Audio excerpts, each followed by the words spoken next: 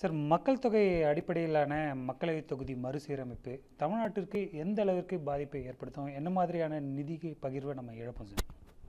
அதாவது தற்பொழுதே மக்கள் தொகை அடிப்படையில் அதிக மக்கள் தொகை இருக்கிறது என்பதற்காக அதிக பங்களிப்பை உத்தரப்பிரதேசம் போன்ற மாநிலங்களுக்கு அவர்கள் செய்கிறார்கள்.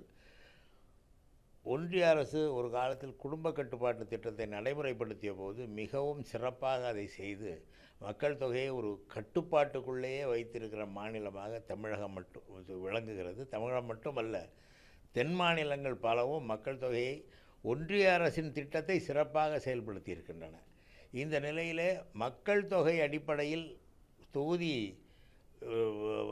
வரைமுறை என்று வந்தால் தொகுதிகளின் எண்ணிக்கை குறையும். கடந்த காலத்தில் 1967ஆம் ஆண்டு தமிழ்நாட்டிலே 41 நாடாளுமன்ற தொகுதிகள் இருந்தன. 71ஆம் ஆண்டு மக்கள் தொகை அடிப்படையில் இதை முடிவு செய்யும் பொழுது 39 தொகுதிகளாக 2 தொகுதிகளை நாம் ஏற்கனவே இழந்திருக்கிறோம். அதற்கு பிறகு நடைபெற்ற தொகுதி மறுசீரமைப்பின் போது எண்ணிக்கையை குறைக்கக்கூடாது, அந்தந்த மாநிலங்களில் அதே எண்ணிக்கையில் தொகுதிகள் தொடர வேண்டும் என்று வலியுறுத்தியதன் காரணமாக மக்கள் தொகையை அடிப்படையில் இல்லாமல் அந்தந்த மாநிலங்களில் உள்ள நாடாளுமன்ற தொகுதிகளின் எண்ணிக்கையை குறைக்காமல் அவர்கள் மறுசீரமைப்பு செய்தார்கள். இப்பொழுது மீண்டும் மறுசீரமைப்பு என்று வரும்பொழுது மக்கள் தொகை அடிப்படையில் செய்தால் தமிழ்நாட்டுக்கு உள்ள பிரதிநிதித்துவம் குறைந்துவிடும் என்பதுதான் எங்களுடைய கவலை. அது கூடாது. ஏற்கனவே உள்ள எண்ணிக்கையில் தொகுதிகள் எல்லை பெரிதாக ஆக்கலாம்.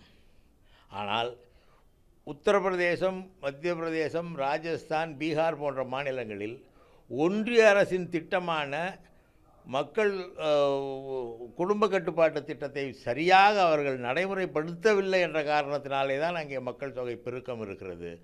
ஒன்றிய அரசின் திட்டத்தையே அவர்கள் சரியாக பயன்படுத்தாமல், சரியாக நடைமுறைப்படுத்தாமல் தொகுதிகளை மட்டும் அதிகமாக பெறுவது என்பது ஒரு நியாயமற்ற போக்கு என்பதை நாங்கள் குறிப்பிட்டு சொல்லி, தொகுதிகளின் எண்ணிக்கை ஏற்கனவே தற்போது உள்ள நிலையிலிருந்து குறையக்கூடாது என்பதை வலியுறுத்தி நாங்கள் பேசிக்கொண்டிருக்கிறோம். அதற்காக இன்றைக்கி ஒரு ஆலோசனை கூட்டம் நடைபெற்றது. தற்பொழுது இருக்கக்கூடிய சூழலில் தொகுதி மறுசீரமைப்பு மேற்கொண்டால் எத்தனை தொகுதிகள் குறையறதுக்கான வாய்ப்பு இருக்குது? இதற்கான மாற்று ஏற்பாடாக நாம் வைக்கக்கூடிய கோரிக்கை என்ன சார்? 10 மக்கள் தொகை அடிப்படையில், தற்போது உள்ள மக்கள் தொகை அடிப்படையில் கணக்கிட்டால் ஏறத்தாழ 8 அல்லது 9 தொகுதிகள் தமிழ்நாட்டில் குறைந்துவிடும். தமிழ்நாட்டில் மட்டுமல்ல,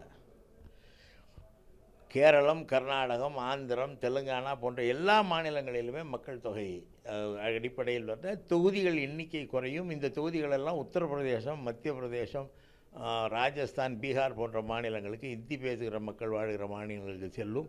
இது ஆளுகிற பிஜேபி அரசுக்கு சாதகமாக அமையும். ஒரு ஒன்றிய அரசின் திட்டத்தை சரியாக செயல்படுத்தாத மாநிலங்களுக்கு இந்த அரசு ஊக்குவிக்கிற வகையிலே இது அமைந்துவிடும் என்பதுதான் எங்களுடைய குற்றச்சாட்டு. எனவே அவர்கள் இப்படி செய்ய மாட்டார்கள். எல்லோருக்கும் சமமாக தற்போது உள்ள எண்ணிக்கையிலேயே தொகுதிகளை முடிவு செய்வார்கள் என்று நாங்கள் நம்புகிறோம்.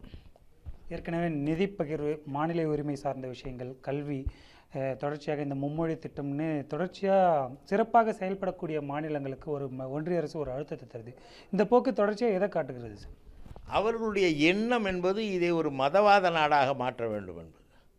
இந்த புதிய கல்விக் கொள்கை என்பது என்ன என்று இதுவரை வெளியிடவில்லை. இது மும்மொழி பிரச்சனை அல்ல, அதை அவர்களே சொல்கிறார்கள்.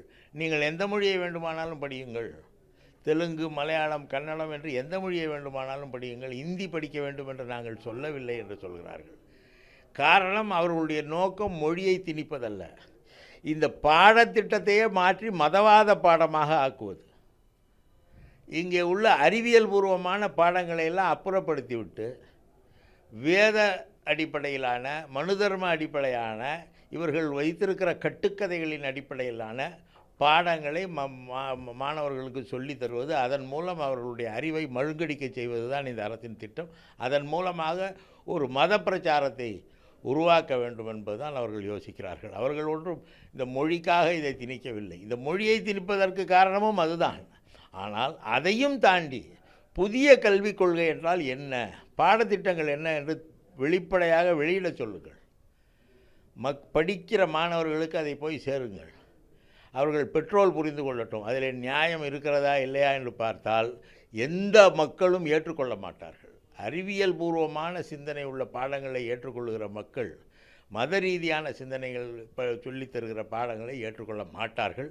அது அவர்களுக்கு தெரியும். மறைமுகமாக இதை செய்கிறார்கள்.